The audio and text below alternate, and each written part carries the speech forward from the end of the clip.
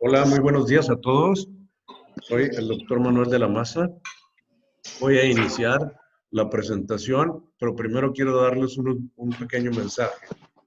Nos gustaría que se registraran con su nombre y su correo electrónico en el chat.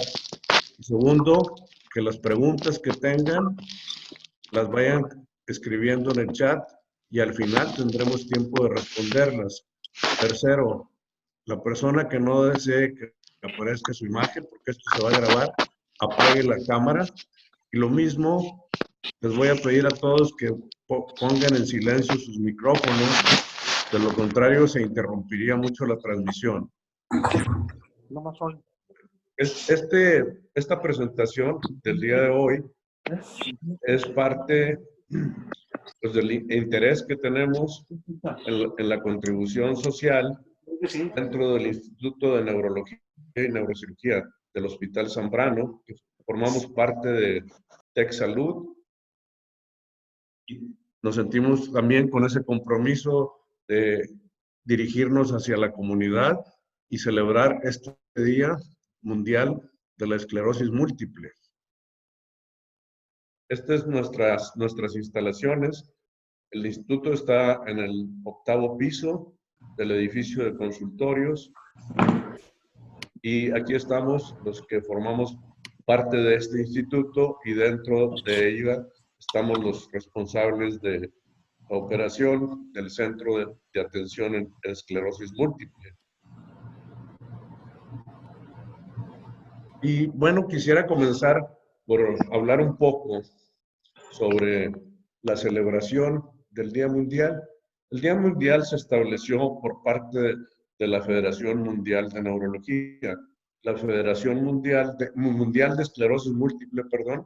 La Federación Mundial coordina todas las asociaciones diferentes que hay en el mundo y para esto se organizan eventos, jornadas, conferencias como la que estamos llevando a cabo, que permiten crear una conciencia de esta enfermedad con el objetivo de difundir la información por medio de diferentes medios y dar a conocer cuáles son los síntomas que caracterizan y cómo se trata esta condición médica.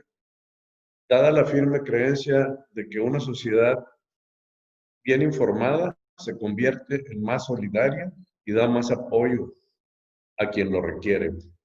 Entonces, esto es realmente el objetivo de celebrar el Día Mundial. Es algo que celebramos con gusto. Tal vez en otras épocas hacemos una festividad, pero la intención es difundir información para que a través de una sociedad bien informada se convierta en más solidaria y darle más apoyo a todas las personas que lo requieren. Este año, la asociación, la Federación Internacional de Esclerosis Múltiple, dedica como lema las conexiones, refiriéndose a que no es conveniente ni es recomendable que un paciente que presenta esta enfermedad tenga que enfrentarse en soledad a la esclerosis múltiple. Debemos demostrar que existe un gran interés por parte de médicos, profesionales de la salud y de los mismos pacientes que se integran en las diferentes asociaciones por apoyar los problemas que se presentan durante esta enfermedad. Entonces, esto ilustra a ustedes la importancia de estar todos conectados en la información, en el apoyo, ser solidarios con aquella persona que tiene esclerosis múltiple. Las asociaciones representan grupos de poder también, tienen influencia política ante el Senado para mejorar las leyes respecto a la atención, para conseguir la aprobación de los medicamentos y una atención más adecuada. Entonces, todo es muy importante mantenernos unidos Quien nos rige respecto a todo esto es la Federación Mundial de Esclerosis Múltiple, es la que rige a todas las asociaciones en sus objetivos. Hay que recordar que todos estos grupos de pacientes han contribuido grandemente a la difusión de la información. Por otro lado, han contribuido grandemente hacia el desarrollo científico. Si recordamos, la primera asociación que se desarrolló en los Estados Unidos de Norteamérica fue por una reportera, Silvia Lauri. Ella, al enfrentar la enfermedad de su hermano y ver que no existía ningún tratamiento, tuvo la iniciativa de reunir a un grupo de médicos y reunir fondos para la investigación. Este es otro de los objetivos de las asociaciones en las diferentes partes del mundo. La reunión de fondos, muchos de esos fondos están destinados a investigadores, sobre todo investigadores jóvenes, porque es a través de la investigación como vamos aprendiendo más de esta enfermedad. Entonces, este Día Mundial de la Esclerosis Múltiple, hay que derribar esas barreras que nos crea la soledad, ¿verdad? A través de estar conectados. Conectados quiere decir comunicados por los diferentes medios, ya sea presenciales o a distancia, como lo estamos haciendo ahora. Entonces, esto nos ilustra por qué celebramos este día. Es para informar y para mantenernos unidos y lograr todos los objetivos que se persiguen en una sociedad como la que tenemos, es beneficiar a los pacientes a través de cambios en la legislación, a través de mejor atención, mejores medicamentos y mejor investigación. Esta enfermedad ya es bien sabido por todos ustedes que fue descrita por el doctor Charcot. Él era el, el primogénito de una familia, al cual le otorgaron la posibilidad de estudiar en su familia. Y él estudió en un hospital de la Universidad de París, que se conoce como Hospital de la Salpêtrière. Él describía este hospital, cuando llegó a él, como el gran asilo de la miseria humana. ¿Se imaginan ustedes en 1800, a mediados de 1800, cuando no había los tratamientos que teníamos ahora, pero sí había muchos enfermos de muchas enfermedades crónicas, en donde la compasión era el principal tratamiento que podíamos dar a los pacientes en esa época? Entonces él describió este lugar como el gran asilo de la miseria humana, y encontró en este pacientes con muchas enfermedades, describió muchos datos sobre medicina, pero lo que más me interesó fue la descripción de pacientes con síntomas, porque ahora sabemos que son de esclerosis múltiple. La esclerosis múltiple ya existía, pero él fue el primero en darle el nombre a la enfermedad como esclerosis en placas. Entonces, a principios del siglo XIX, en esa época, ¿qué había para cuidar las enfermedades? Nada. ¿En qué se basaban los tratamientos? En las supersticiones, creencias que eran posesiones diabólicas o males impuestos, en rumores y en la sabiduría de los ancianos. En eso se basaban los tratamientos, pero no existían tratamientos como los que tenemos en la actualidad. Y él tuvo otra, además de describir la enfermedad, describió el primer criterio diagnóstico. Todos saben que para diagnosticar esta enfermedad se necesita un criterio clínico. Son una serie de manifestaciones clínicas y al examen neurológico, junto con el apoyo de la resonancia magnética y otros estudios. Estos nos permiten llegar al diagnóstico. Él diagnosticaba la enfermedad cuando veía pacientes con desequilibrio, dificultad para hablar y problemas de visión, que son de los síntomas más comunes que vemos. Entonces, era su criterio de diagnóstico. Disartria, temblor, nistagmo, que le permitía hacer el diagnóstico. Ahora nosotros seguimos haciendo un diagnóstico en base a criterios clínicos, que no hay una prueba específica que nos permita diagnosticar la enfermedad con certeza absoluta. Y esto es producto de que no es una enfermedad por un solo gen, sino que son muchos genes involucrados y por lo tanto no hay una sola sustancia, componente químico que nos permita decir esta persona sí tiene o no. Entonces recurrimos a la experiencia y la destreza clínica de un neurólogo para que interprete estos signos y síntomas con apoyo de los estudios diagnósticos. Esto era lo que había antes para el tratamiento. Comenzaban en la época de Charcot pues, a describirse tratamientos electromagnéticos, tratamientos de hidroterapia y a través de diversas sales que se administraban a los pacientes. Estos tratamientos son muy diferentes a los que tenemos el día de hoy. ¿Qué sucede a lo largo del tiempo, verdad? La aplicación del método científico. La aplicación del método científico nos permitió demostrar la utilidad de estos medicamentos en base a demostraciones objetivas de que los pacientes mejoraban. Esas demostraciones objetivas se veían porque disminuían las recaídas, porque los pacientes en las resonancias magnéticas tenían menos lesiones y porque su discapacidad no progresaba.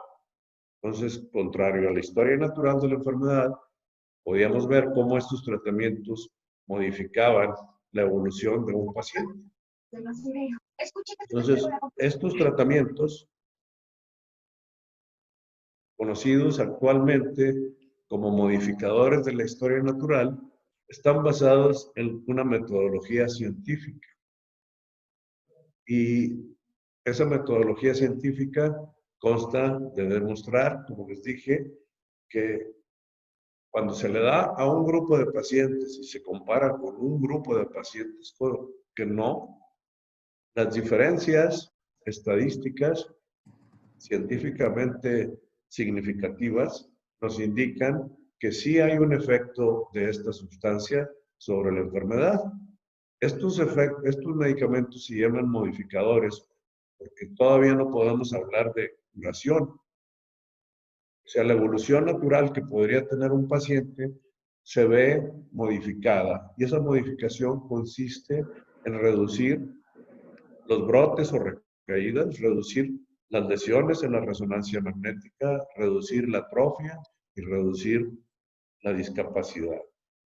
Entonces, a lo largo del tiempo han ido apareciendo medicamentos que han mejorado en su eficacia y así los dividimos como medicamentos de moderada eficacia que son útiles en los pacientes, son bastante seguros y medicamentos de alta eficacia que son más efectivos pero que implican algunos riesgos en el tratamiento. Entonces, a lo largo de la historia, el primer tratamiento que se demostró su utilidad científica fue en los estudios del doctor Beatty que realizó en Vancouver, en Canadá.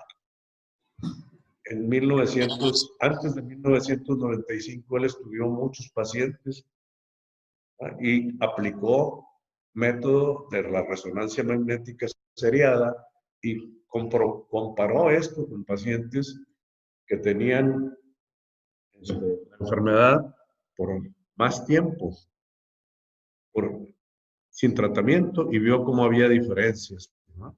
Entonces, bueno, estos son los objetivos de un tratamiento: reducir el número de brotes, reducir la progresión, reducir la discapacidad y la atrofia.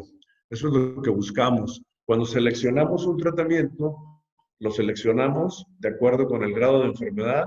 Es frecuente tener más de una opción. Y aquí es donde se deben tomar en cuenta las preferencias del paciente en la indicación del medicamento y la disponibilidad de este. Y se perfila a un paciente. ¿Qué quiere decir perfilar? Hay que hacer una serie de estudios previos al tratamiento para garantizar la seguridad y disminuir los riesgos de su administración. Si hay alguna alteración en ellos, pues obviamente el paciente no es candidato porque no vamos a provocar otra complicación. Y es importante que los pacientes sepan que el seguimiento es el plan de evaluaciones clínicas y de laboratorio que se determina al inicio del tratamiento para vigilar la evolución y detectar riesgos e indicar cambios en el tratamiento. Entonces, un paciente que lo recibe tiene que tener un seguimiento. Aquí voy a detenerme brevemente porque el objetivo de esta plática en esclerosis múltiple en tiempos del COVID es, primero, cómo debo de enfrentar la enfermedad y el confinamiento, qué impacto tiene sobre mí en el aspecto psicológico esto.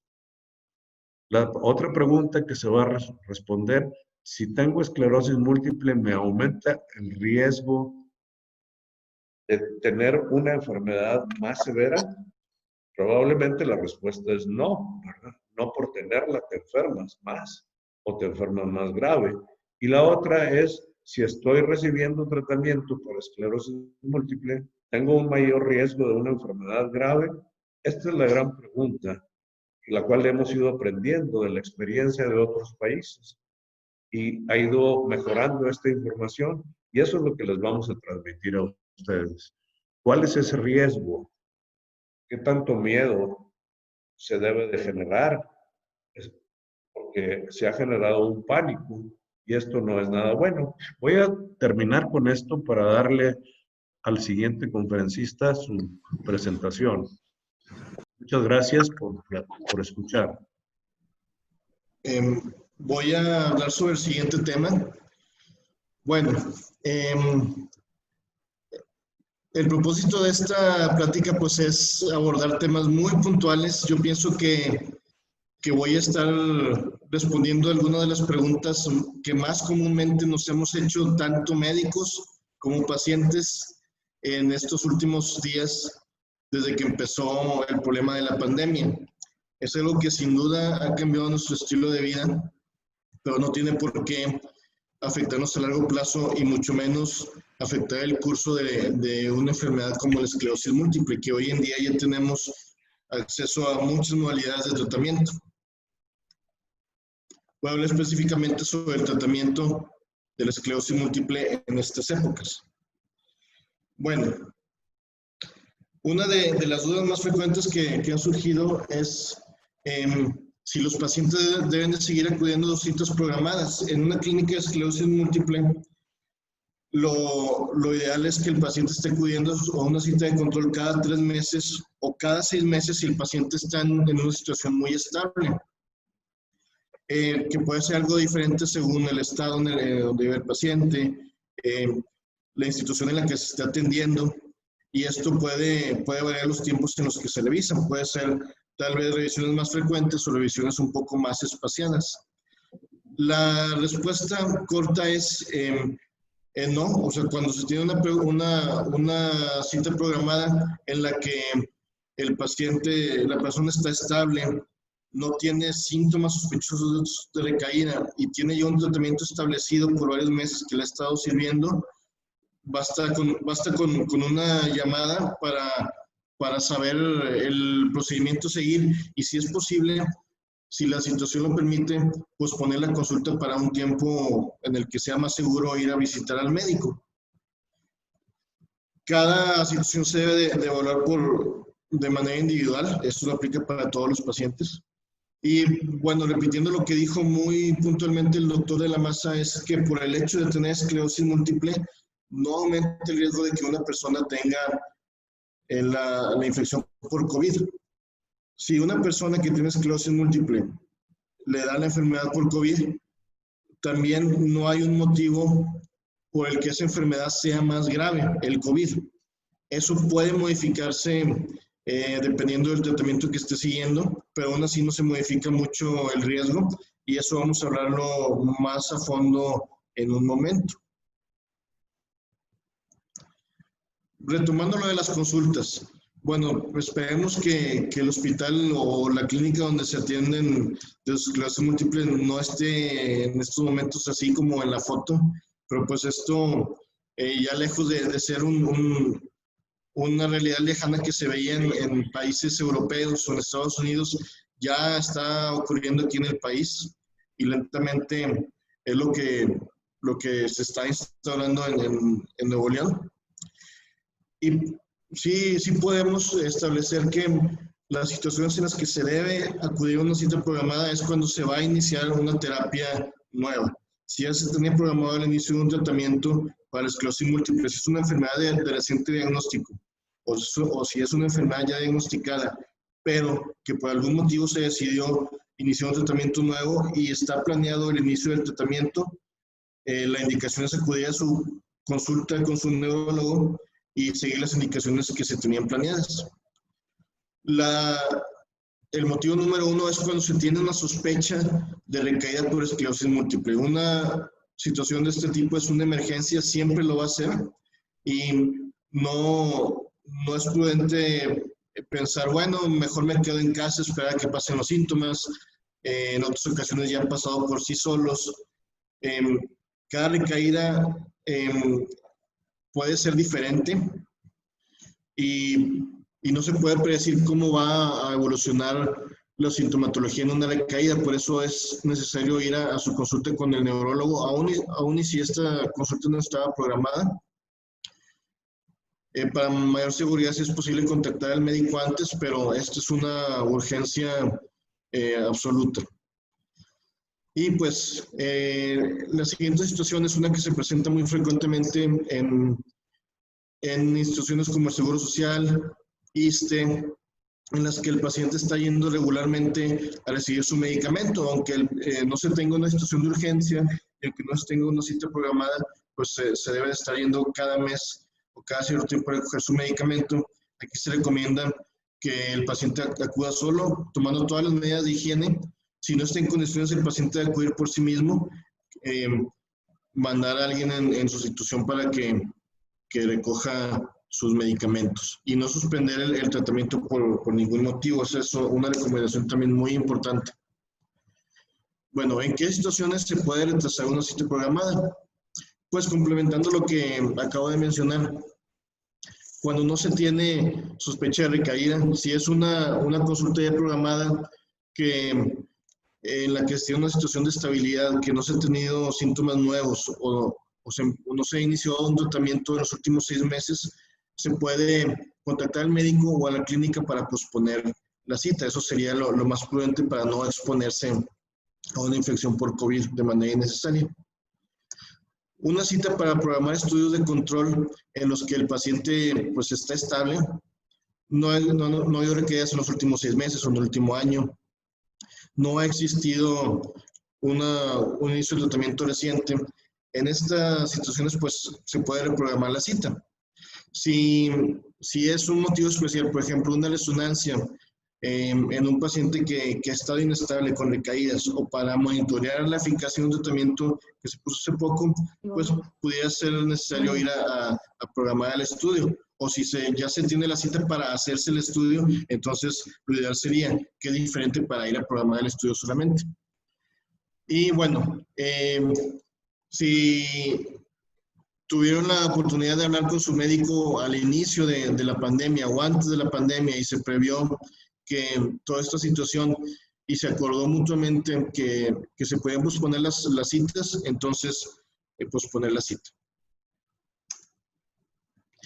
Bueno, ¿qué ocurre si soy un paciente que estoy estable? Tengo un tratamiento ya por varios años que ha resultado bien, pero hay una sospecha de que el tratamiento puede estar causando algún efecto secundario como irritación gástrica, manchas en la piel. Bueno, aquí tal vez una consulta tradicional pudiera no ser lo idóneo, y si es posible consultar al médico por llamada, por videollamada o incluso pedirle que vaya a domicilio. También puede ser una opción. Siempre, si es posible contactar al médico, lo mejor es contactarlo. Y bueno, una pregunta muy recurrente es, ¿qué se debe hacer en estas etapas de pandemia? Todos sabemos que la manera en la que muchos medicamentos actúan es interfiriendo en la función del sistema inmune. Hay algunos medicamentos de baja eficacia, de alta eficacia, y algunos que disminuyen más o afectan más la respuesta inmunológica. La respuesta corta es sí, sí se debe seguir utilizando el tratamiento actual. La pregunta completa es, depende de cada paciente y depende del tratamiento. Normalmente las personas que tienen esta enfermedad pues son personas que les gusta instruirse mucho sobre la enfermedad. Constantemente se está adquiriendo información y eso es muy bueno porque ayuda para conocer el entorno y para conocer siempre las opciones que se tienen a la mano de tratamiento, siempre y cuando se discuten con el médico. Y esto pues genera muchos razonamientos válidos en los que me he topado con situaciones que algunos pacientes suspenden el tratamiento por miedo de que pueda disminuir la función del sistema inmune y puedan contraer una infección por el COVID. Esto es válido, o sea, siempre es una decisión que se debe tomar en conjunto con el médico, pero en la gran mayoría de las situaciones lo indicado es continuar con el tratamiento. Vamos en un momento a abordar cada medicamento de manera individual. Y bueno, nuevamente, si yo tengo esclerosis múltiple, tengo más riesgo de infectarme de COVID-19 si continúo con mi tratamiento. No, depende del tratamiento, pero los tratamientos que se usan con más frecuencia como interferón, acetato de glotigramel, copaxone, tecfidera, auvallo, gilenia, natalizumab, no aumentan el riesgo de infectarse de COVID, incluso los más fuertes tampoco. Puede ser un poco diferente la manera de responder esto si se adquiere la infección con COVID. Es posible que si una persona que tiene esclerosis múltiple está tomando un tratamiento, adquiere COVID, va a tener una infección más grave. No, solamente si se están usando tratamientos de alto riesgo. Todos tenemos riesgo de infectarnos. Aún teniendo las medidas de sana distancia y todas las medidas de seguridad, disminuyen de una manera abismal el riesgo de contraer COVID, pero aún así el riesgo nunca va a ser de 0%. Si se llega a contraer una enfermedad por COVID usando medicamentos de alta eficacia como el ocrelizumab o el entusumab, entonces sí pudiera ser necesario una vigilancia en el hospital porque estamos hablando que estos medicamentos sí disminuyen la capacidad del sistema inmune de responder a los virus. Aquí lo que hacen estos medicamentos es que van a afectar un mecanismo que se llama inmunovigilancia, que eso es lo que se considera que es lo que produce la inmunosupresión. Cuando la mayoría de los medicamentos son inmunomoduladores, o sea, nada más modulan cómo funciona el sistema inmune sin suprimir su función. Bueno, cuando empezó a dispararse los casos de COVID a nivel mundial, pues todos sabemos que uno de los países más afectados fue Italia al inicio de la pandemia, y ellos son los que sacaron la primera guía de tratamiento en base a su experiencia de esclerosis múltiple y COVID. Ellos dieron una lista de medicamentos que consideraban seguros o consideraban no seguros usar durante la pandemia. Después hubo pues una serie de respuestas de la comunidad médica y pues hubo comentarios a favor y obviamente comentarios en contra de estas guías de tratamiento, y fueron criticadas de alguna manera por un grupo inglés. Y analizando mejor estos tratamientos y la experiencia que hemos ido adquiriendo con el desarrollo de la pandemia, es que la mayoría de los tratamientos son seguros. Aquí podemos ver en verde los tratamientos que se pueden considerar seguros usarlos durante la pandemia. Bueno, esto no va a modificar el riesgo de que se adquiera la infección, pero si se adquiere usando estos medicamentos, no se requiere de alguna medida extraordinaria para tratarla, más que las que se usan para todas las personas. Y aquí caen la mayoría de los tratamientos, que son los inyectables como el interferón, el copaxone, los orales como el aubayo, el tecfidera, inyectables como Tysabri. Tysabri, a pesar de ser un anticuerpo monoclonal, se considera seguro en cuanto a infecciones, porque no va a afectar la manera en la que trabaja el sistema inmune. La manera en la que trabaja es que modula el ingreso de algunas células inmunes al sistema nervioso central. Esto pues cambia si se adquiere una infección en el sistema nervioso central usando el Tysabri, pero bueno, eso es un tema completamente distinto al del COVID. Pero se considera seguro su utilización durante esta etapa. Otros medicamentos como el fingolimod, que es uno que cada vez estamos usando en mayor frecuencia, se considera de un riesgo intermedio porque sí afecta de manera diferente al sistema inmunológico.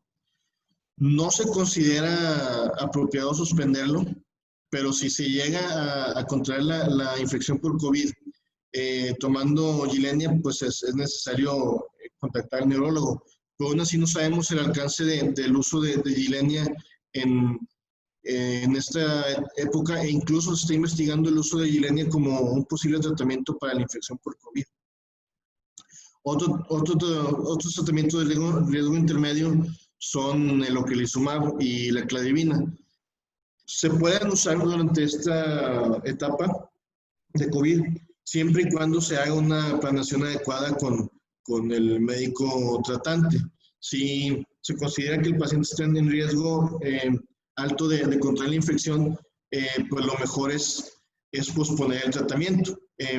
Siempre que se busque la mayor seguridad, pues lo más adecuado es posponerlo, pero se puede aplicar pegándose a medidas más estrictas de aislamiento y de cuidado de higiene general. Otros medicamentos que ya se consideran de riesgo alto porque sí afectan en mayor medida la función del sistema inmune son la mitoxantrona, que hoy en día se usa ya muy poco, casi de manera anecdótica, y sobre todo en casos de las formas primarias que son progresivas desde un inicio.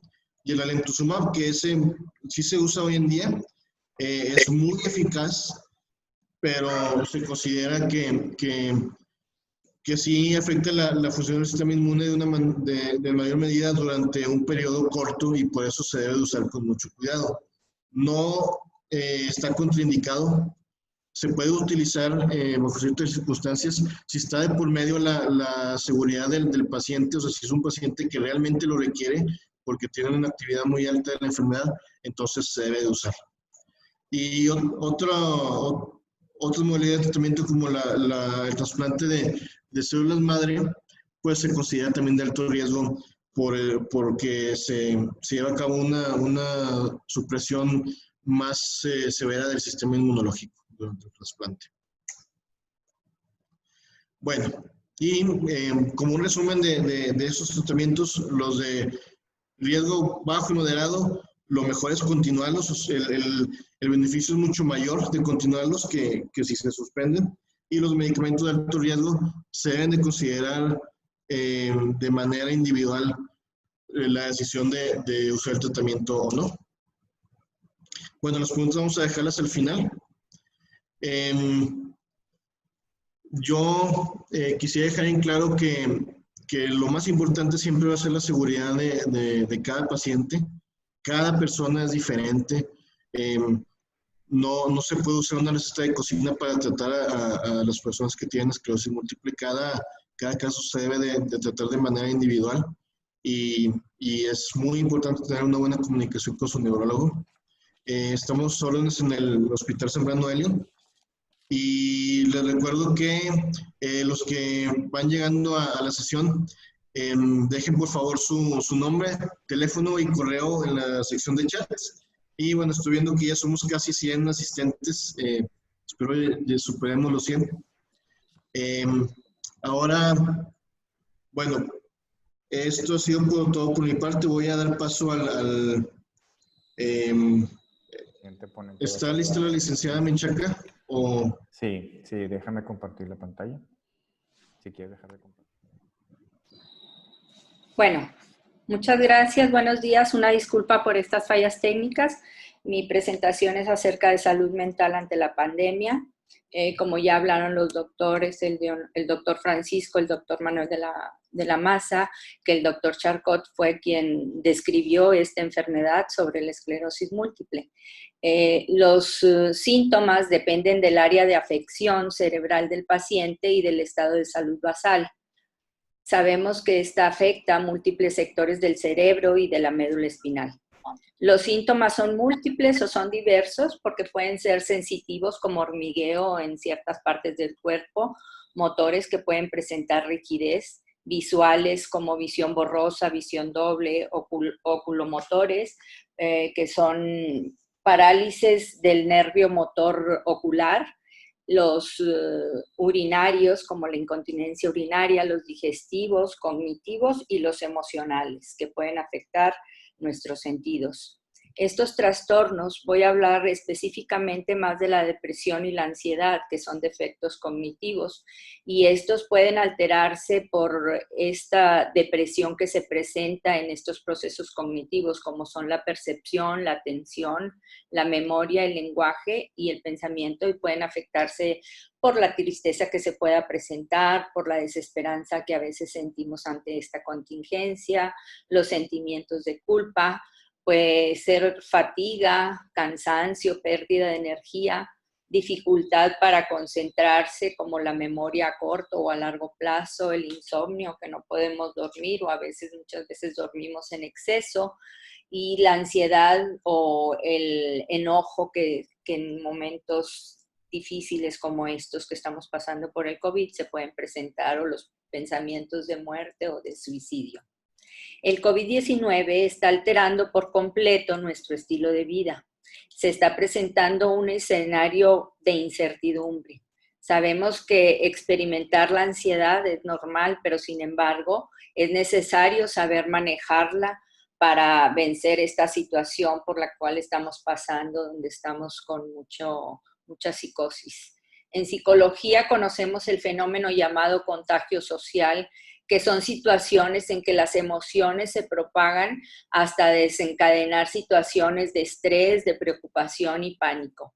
La ansiedad por coronavirus se está impregnándose en nosotros y es necesario contener su efecto.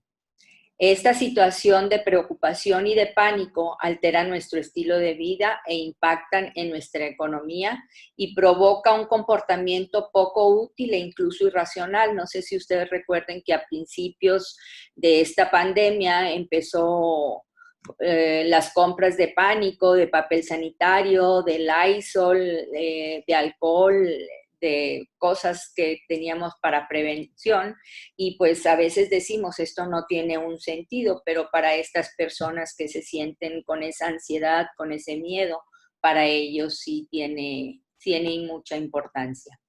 También debemos de tener en claro que la ansiedad forma parte de nosotros y como tal tiene la finalidad y la importancia, y que gracias a ella reaccionamos ante estos peligros y favorecemos a nuestra supervivencia. Son los que nos ayudan a mantenernos con energía, con atención. Los pensamientos negativos como el tener miedo sabemos que es normal y que es esperable, pero no obstante ese miedo debe ser razonado. Tenemos miedo a infectarnos y nos preguntamos, ¿y qué debemos de hacer? Pues las medidas de prevención, como es el lavado de manos, el cubrebocas, la sana distancia.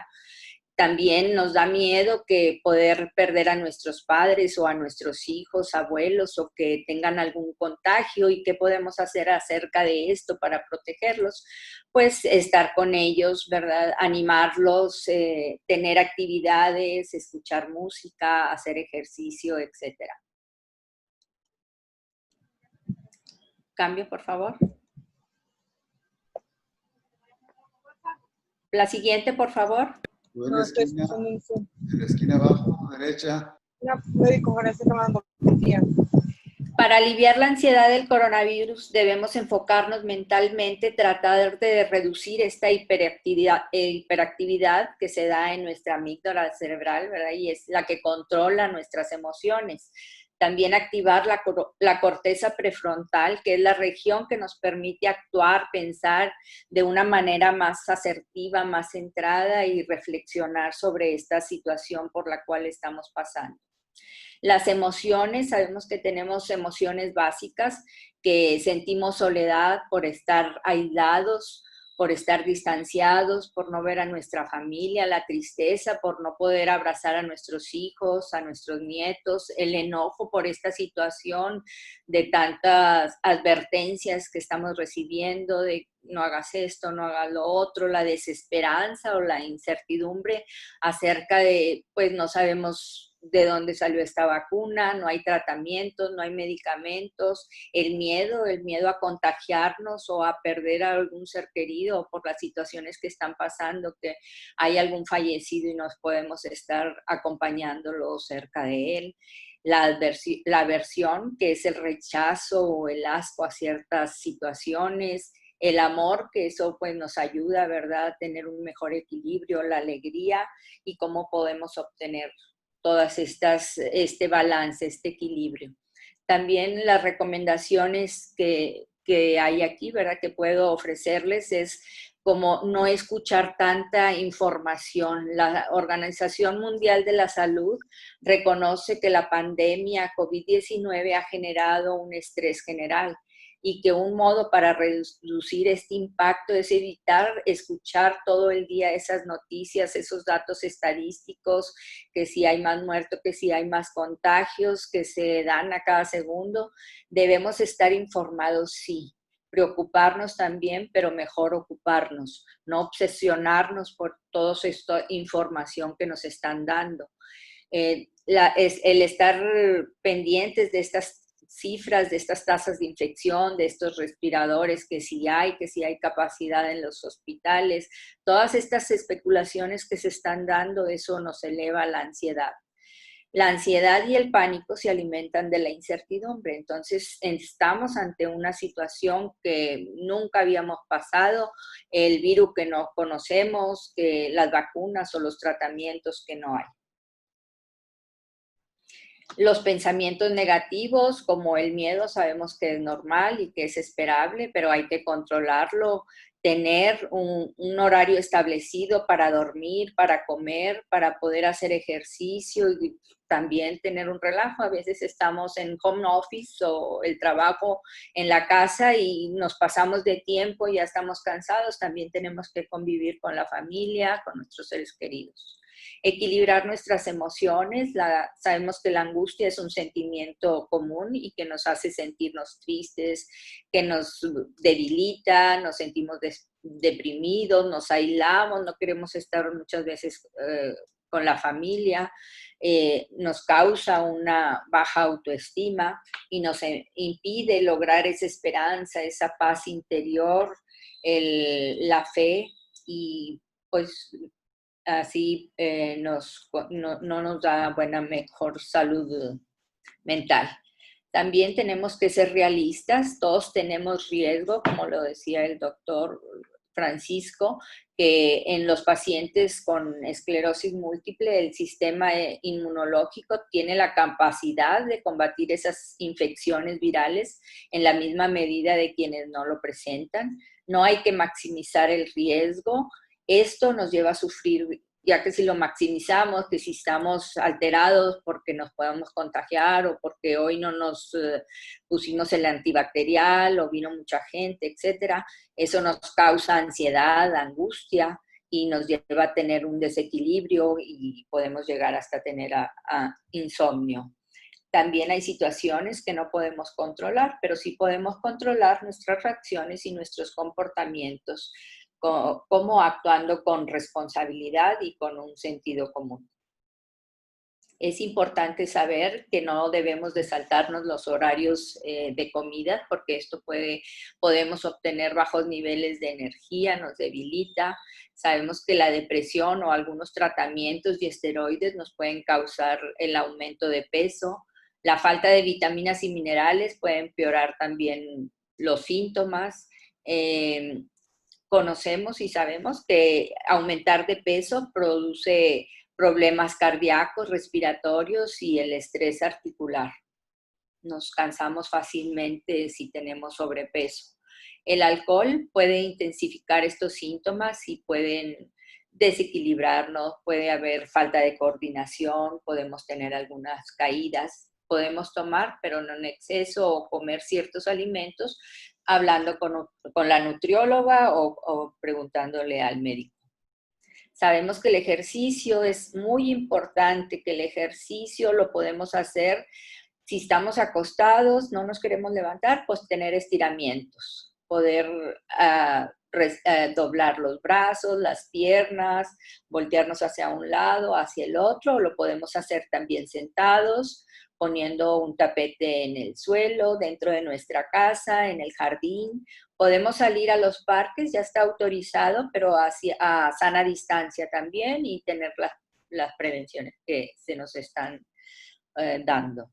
El ejercicio sabemos que reduce el estrés, fortalece el sistema inmunológico, nos ayuda a relajarnos, a controlar esa ansiedad que estamos viviendo en estos momentos por este COVID-19.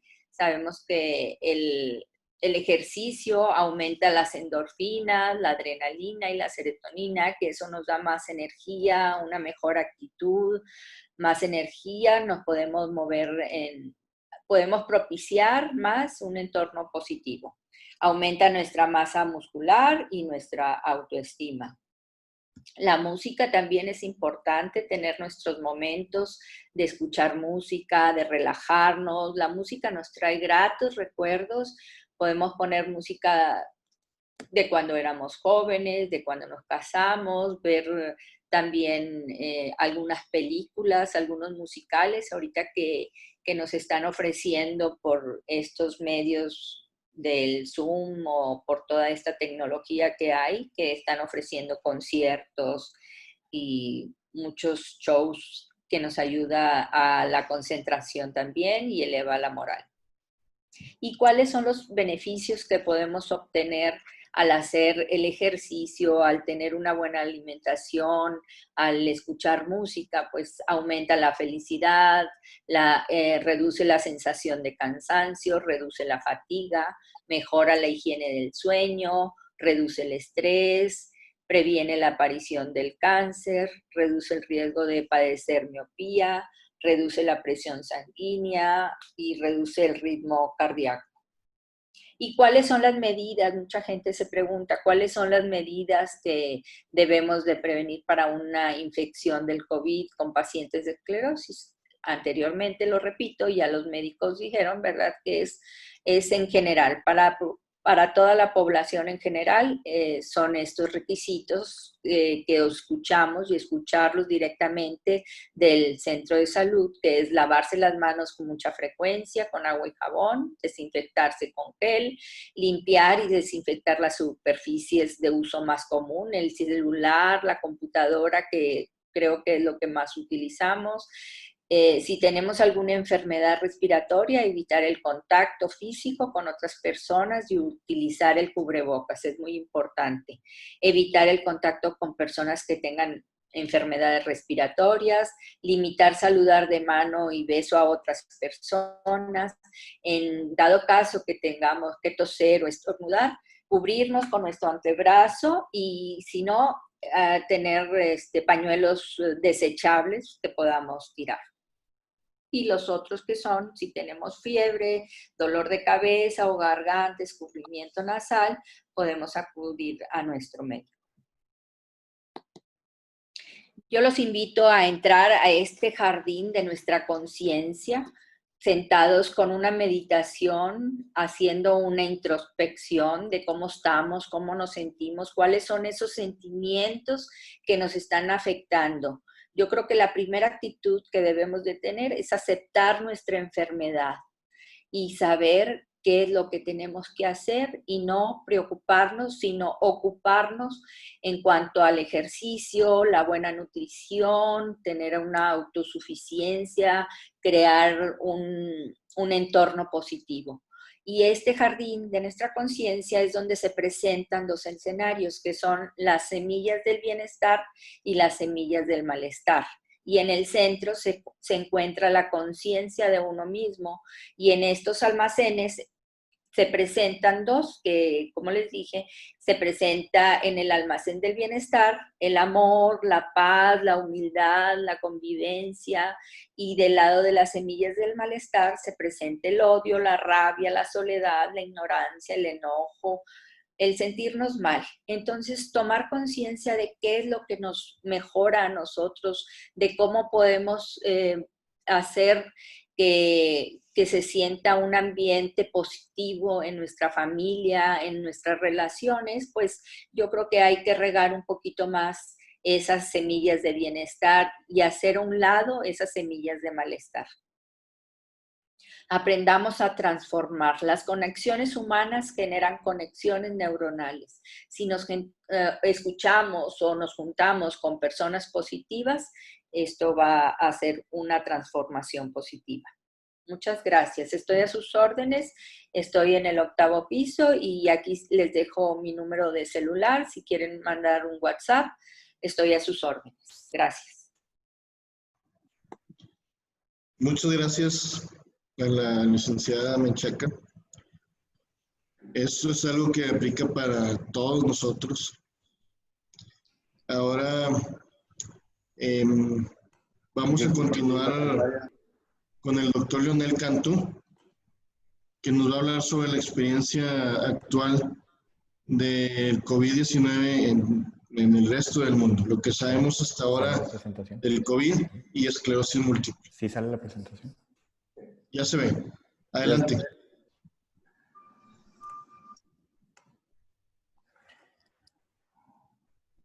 Ok. Muchas gracias. Buenos días a todos.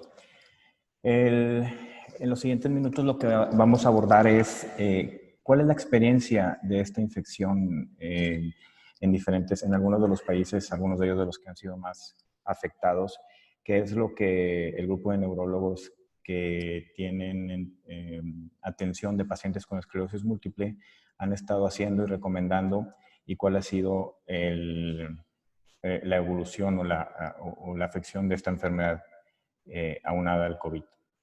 Entonces, solamente para mencionar algunos antecedentes, sabemos que desde el 11 de marzo ya es una pandemia y que fue identificada principalmente en Wuhan, China, y a la fecha ya tenemos más de 5.92 millones de casos reportados.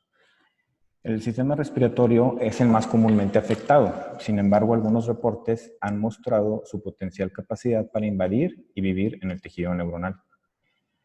Algunos de los síntomas neurológicos descritos en pacientes infectados son dolor de cabeza, náusea, vómito, dolor muscular, mareo o alteración en la percepción de sabores y olores.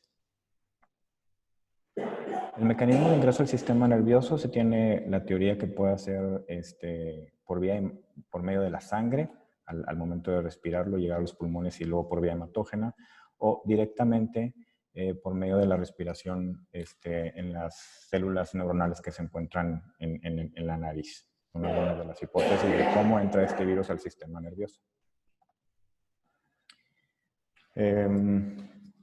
Las manifestaciones neurológicas se presentan más frecuentemente en los pacientes que tienen una afección sistémica más severa.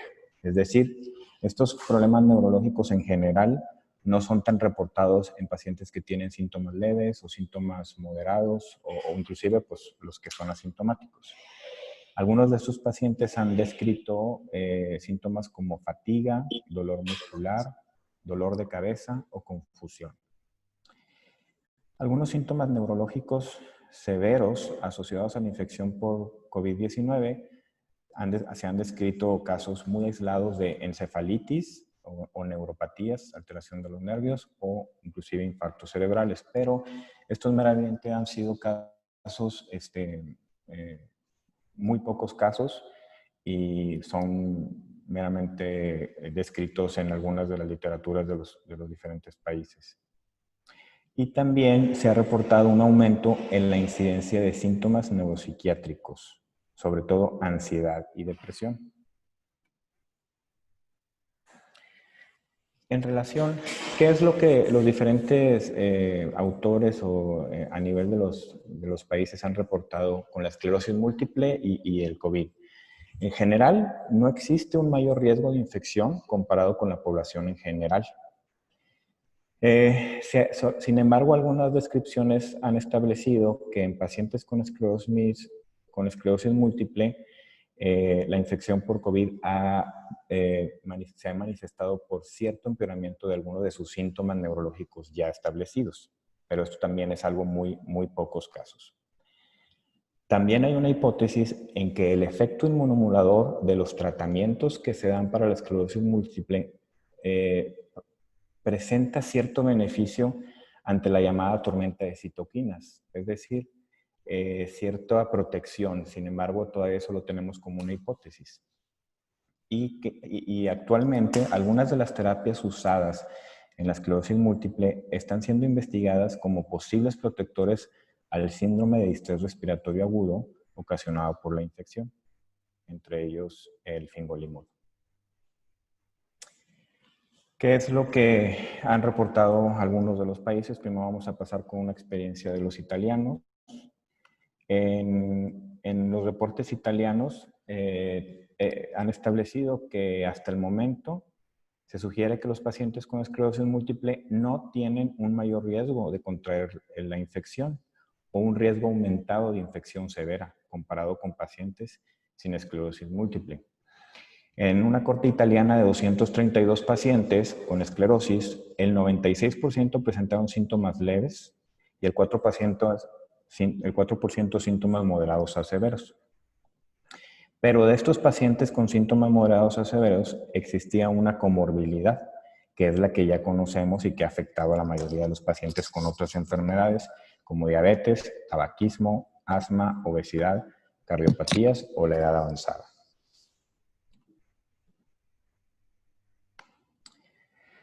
También hay reportes de los neurólogos de Chile en donde ellos hacen una descripción en 280 pacientes con la enfermedad, en donde el 14% presentaron síntomas sugestivos leves, el 55% se quedó en casa sin solicitar información a especialistas.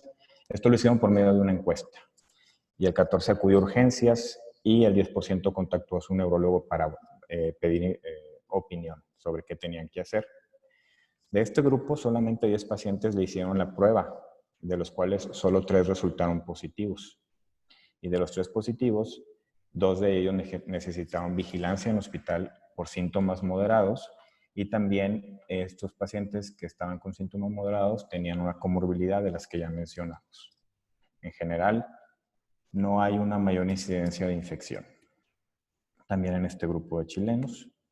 Y en la experiencia de pacientes españoles y los grandes centros de esclerosis múltiple se enfocaron en dar las recomendaciones que más tarde también les voy a dar.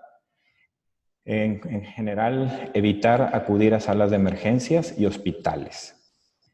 Tratar de realizar las consultas de seguimiento con su neurólogo por videollamada o por teléfono. Solicitar en la medida de lo posible que su medicamento sea llevado a su casa o que un familiar acuda a recogerlo.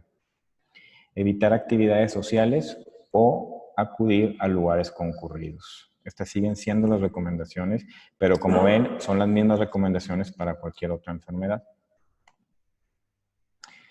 ¿Qué es lo que podemos hacer en caso de presentar síntomas que me hagan sospechar que puedo estar infectado por COVID?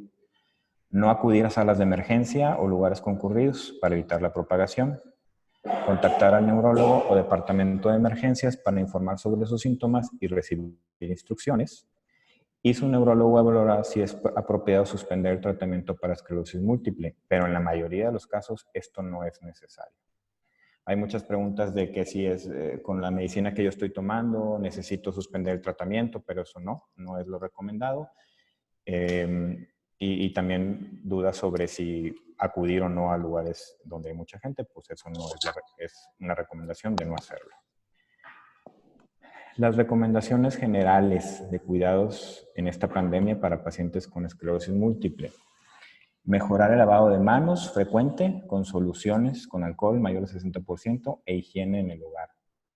Evitar viajes de alto riesgo o contactos innecesarios. Disminuir el contacto con hospitales o clínicas. Evitar acudir a lugares concurridos. Al acudir a centros de infusión de medicamentos, si es necesario que voy a recibir una siguiente aplicación intravenosa de mi medicamento, pues el uso obligatorio de caretas, protectoras y cubrebocas. Para la población activa laboralmente, trabajar desde casa o, de lo posible, hacer home office. Y como mencionaba la licenciada Celina Menchaca, una alimentación adecuada y hacer ejercicio es de vital importancia para así también mejorar el manejo del estrés y la ansiedad.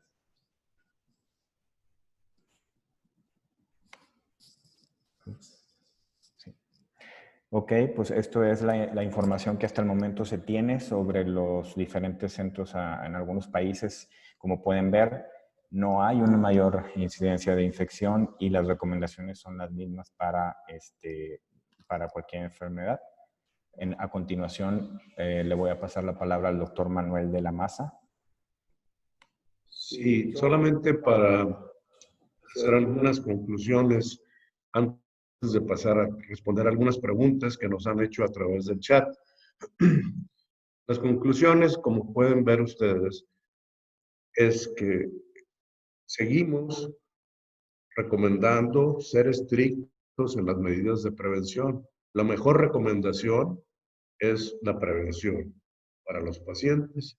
Sin embargo, debemos de saber que si tú eres paciente y te llegaras a infectar, por tener esclerosis múltiple, no tienes un riesgo mayor de tener enfermedad. Tu riesgo depende de los mismos factores que tiene el resto de la población. Obesidad, diabetes, hipertensión y edad avanzada. Esos factores de riesgo son los mismos que aplican para todo paciente con esclerosis múltiple. Si tienes una infección, siempre tu enfermedad se puede agudizar un poco. Pero en relación al hecho del tratamiento, yo he estado muy al pendiente de escuchar a diferentes autores en países que van adelante de nosotros en la pandemia. Canadá, en Londres, en Estados Unidos, y todos coinciden en que cuando un paciente, en las poblaciones que ellos tienen, cuando los pacientes que están en tratamiento se llegan a enfermar, no tienen una enfermedad más grave que la del resto de la población. Entonces, no es cierto que por tomar medicamentos tú tengas mayor riesgo de enfermedad grave. Eso no es cierto. Es cierto en ciertas excepciones de ciertos medicamentos y ciertas circunstancias. Eso solamente tu médico te lo puede decir, pero no porque tú estás enfermo de esclerosis o porque estás en tratamiento, en términos generales tienes un mayor riesgo. No. Inclusive hay algunas observaciones, pero no están confirmadas estadísticamente, de que pudieran tener un efecto protector por el efecto antiinflamatorio. Pero esto no está confirmado. Entonces, disminuir esa ansiedad, ese pánico, ese miedo que tenemos, es importante a través de la información adecuada. Como mencionaba la licenciada Menchaca, ese jardín de la conciencia hay que buscar los aspectos positivos y tener felicidad. Y seguir adelante con todas las medidas de prevención. La mejor medicina es la prevención, no enfermarse. Porque si te enfermas, tienes riesgo, pero probablemente tu riesgo sea el mismo que el resto de la población, no mayor. Esto pretendo que se disminuya ese pánico. Cada paciente en particular debe de hacerse esa pregunta a su médico. Hay médicos que tienen información preliminar. Cuando no se tenía nada de información, decían, no te pongas tratamiento, no hagas esto, no hagas lo otro, no hagas lo otro. Ahora que tenemos información, decimos, sigue con tu tratamiento, toma tus medicinas, pero síguete cuidando. Y si estás en un tratamiento de esos que modifican profundamente el sistema inmunológico, como un trasplante, algún medicamento inmunosupresor fuerte, te lo acaban de dar, bueno, ya tu médico te hará recomendaciones particulares de extremar precauciones. Pero no hay reportes hasta ahorita de enfermedad más grave por estar recibiendo tratamiento. Bueno, a continuación vamos a contestar algunas de las preguntas que nos han hecho a través del chat. Preguntan si el interferón es un inmunosupresor. Realmente el interferón no afecta, ese fue de los primeros medicamentos que se dijo que no afectaban, porque no tiene efecto inmunosupresor. El interferón es una sustancia natural que el cuerpo produce ante las infecciones virales. Entonces, no tiene un factor de riesgo aumentado el estar recibiendo interferón, igual que el resto de los medicamentos. Es seguro seguir con el tratamiento, pero tu riesgo es el mismo que el de la población. Síguete cuidando. Sigue todas las medidas de prevención. Esto no lo vamos a eliminar nunca mientras tengamos este virus presente en la población.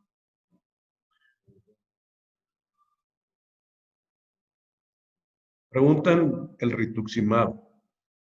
El rituximab es un anticuerpo monoclonal no aprobado para el uso en esclerosis múltiple, sin embargo, utilizado por muchos médicos como indicación fuera de etiqueta o como le llaman en Estados Unidos, off-label. Es muy parecido al ocrelizumab.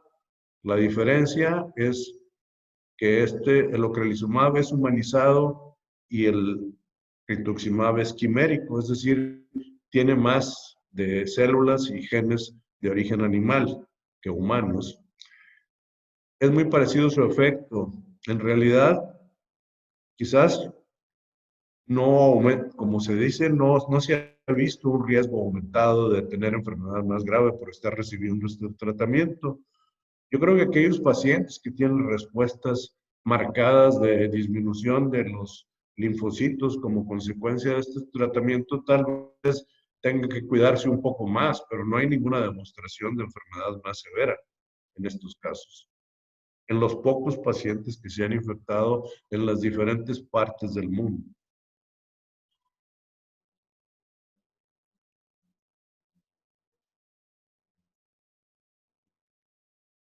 Bueno, preguntan también sobre inmunomoduladores e inmunosupresores. Inmunomodulador es aquel que regula la respuesta inmunológica, pero no la suprime. El interferón, el acetato de glatiramer, son ejemplos de inmunomoduladores. Ambos, los inmunomoduladores y los inmunosupresores, son modificadores de la historia natural de la enfermedad, pero lo hacen a través de mecanismos diferentes. Tenemos dos tipos de inmunidad. Tenemos la inmunidad llamada innata y tenemos la inmunidad adquirida. Cuando nosotros nos defendemos de un virus nuevo al que nunca hemos estado expuestos, dependemos de la inmunidad innata, la inmunidad con la que nacimos, ¿verdad? Esta inmunidad no se ve afectada por los inmunosupresores.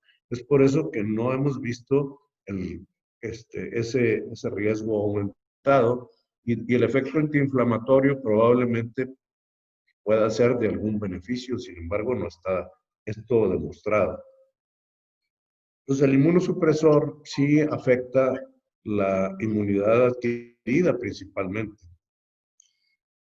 Entonces disminuye las células responsables de la producción de anticuerpos y del daño, y a la vez disminuye la vigilancia inmunológica, sobre todo para infecciones adquiridas, de inmunidad adquirida previamente, ¿verdad?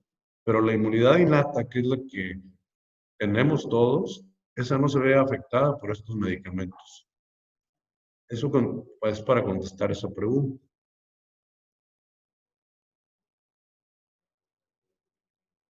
Preguntan si se recomienda tomar vitaminas para fortalecer el sistema inmunológico. Se recomienda ejercicio y alimentación sana. Si tú tomas un suplemento general de vitaminas, pues es hasta cierto punto recomendable, pero no hay ninguna vitamina específicamente que refuerce el sistema inmunológico. Tal vez la vitamina D3, que se ha hablado mucho como un factor causal de la esclerosis múltiple en aquellos países que tienen poca exposición al sol y no transforman la vitamina D a la forma activa. Esta probablemente sí tiene ciertos efectos sobre el sistema inmunológico. Yo en general les recomiendo a todos mis pacientes con esclerosis múltiple que tomen vitamina D independientemente de los niveles que puedan tener. No baso la indicación en que tengan niveles bajos, porque la mayoría no lo tienen. Baso la indicación en que puede tener algún efecto sobre el sistema inmunológico. Esa sería la única vitamina que es conocida, pero yo creo que en general si tenemos alimentación sana, ejercicio y exposición al sol, no vamos a tener deficiencia de esta vitamina. Pero si tomamos vitamina complementaria, pues puede ser útil.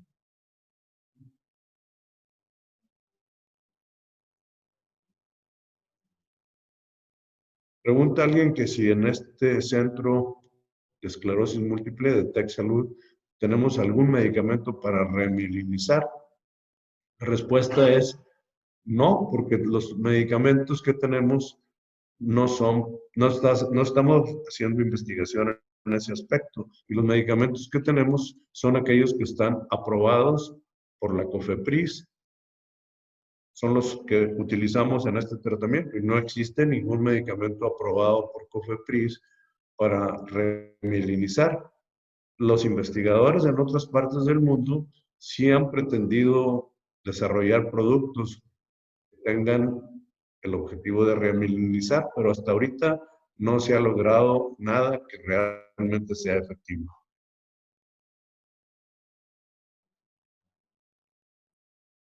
La pregunta sobre vacunas.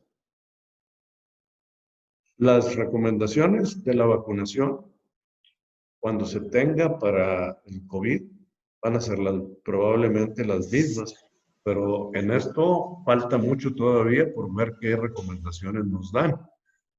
Si tú ya estás... Es que no puedo hablar. Cuidándote de tener una infección viral, pues es recomendable que te vacunes contra la influenza cada año, aunque tengas esclerosis múltiple y que estés recibiendo tratamiento. Son vacunas de virus muertos, no representan riesgo. Las vacunas de virus atenuados, vivos, esas sí representan un riesgo para pacientes que están tomando medicamentos inmunosupresores. Pero la vacuna de la influenza no tiene ningún riesgo y es recomendable hacerlo. Creo que otras vacunas es conveniente discutirlo con el médico tratante.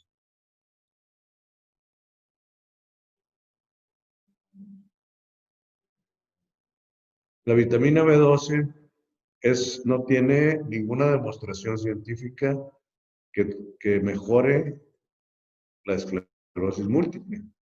La vitamina B12 es recomendada ampliamente como un suplemento necesario en el cuerpo, ¿verdad?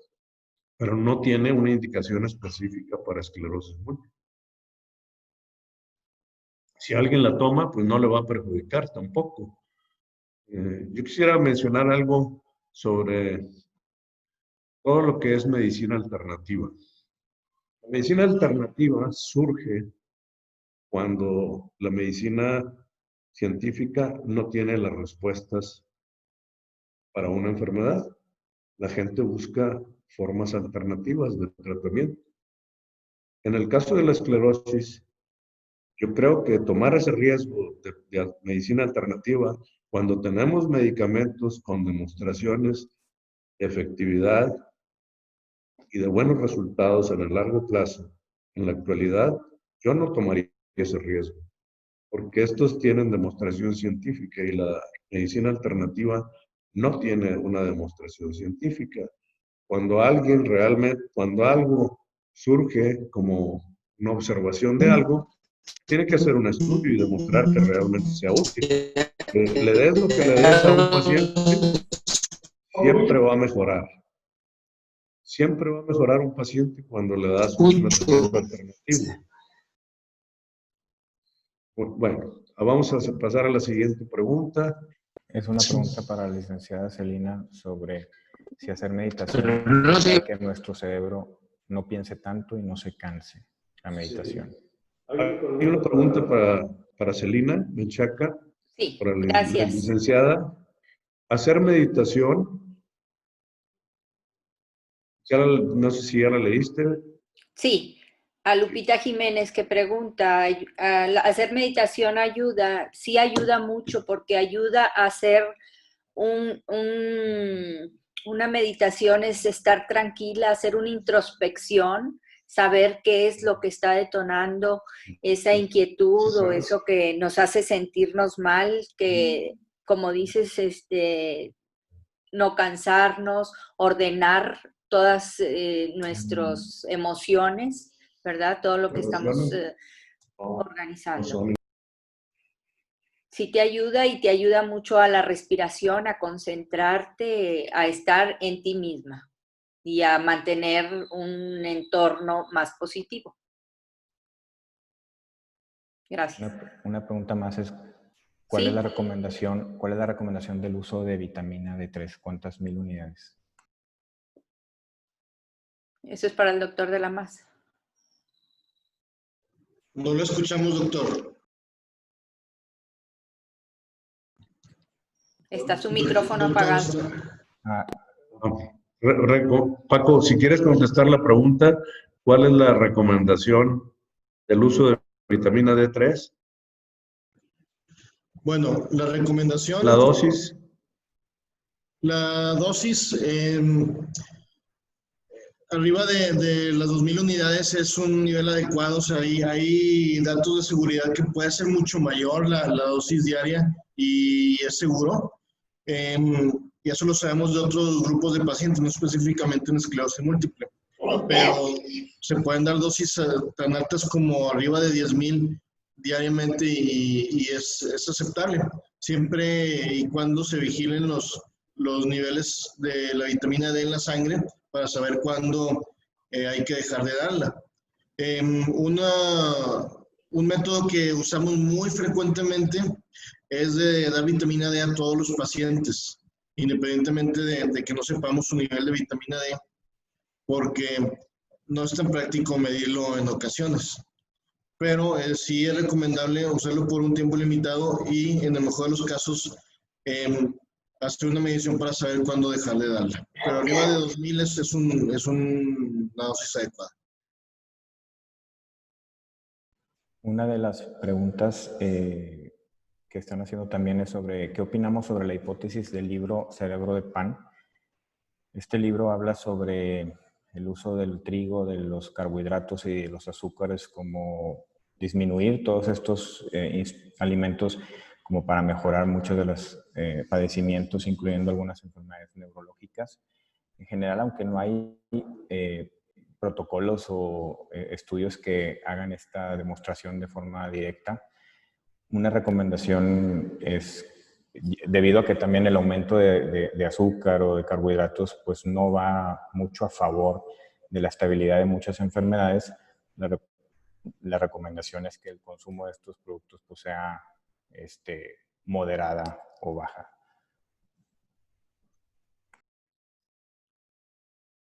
Bueno, esperemos que toda esta presentación sea del agrado de todos y que sobre todo contribuya a tener un poquito más información que alivie esa angustia y ansiedad que estamos viviendo en esta pandemia y que tenemos que aprender a vivir con felicidad, aunque tengamos que seguirnos cuidando por un tiempo indefinido. Vamos a hacer el tiempo más agradable, ser más felices y no tener tanto miedo o exagerar el miedo por tener esta enfermedad. Yo creo que las medidas de prevención y los riesgos existen pero existen probablemente muy similares al resto de la población. No considerarse como un grupo de pacientes vulnerable a que algo grave les vaya a pasar por este hecho. No, como les dije, los factores de riesgo siguen siendo los mismos: la edad, la hipertensión, la obesidad, la inmovilidad, la existencia de otras enfermedades o complicaciones, las que van a dar origen a una enfermedad más severa, pero no por el diagnóstico, por la mayor parte de los tratamientos. Con esto, yo quisiera agradecerles su atención a nombre del Hospital Zambrano, del Instituto de Neurología, de todos mis colegas, por la atención que nos brindaron, y decirles que en un futuro esperamos seguir contando con ustedes para transmitir información valiosa sobre esta importante enfermedad. Muchísimas gracias por su atención a todos. Muchas gracias a todos. Muchas gracias a todos los asistentes, gracias doctores, gracias a todos los que nos apoyaron. Muchas gracias. Un saludo a los ponentes, todo perfecto. Un abrazo. Gracias. Gracias.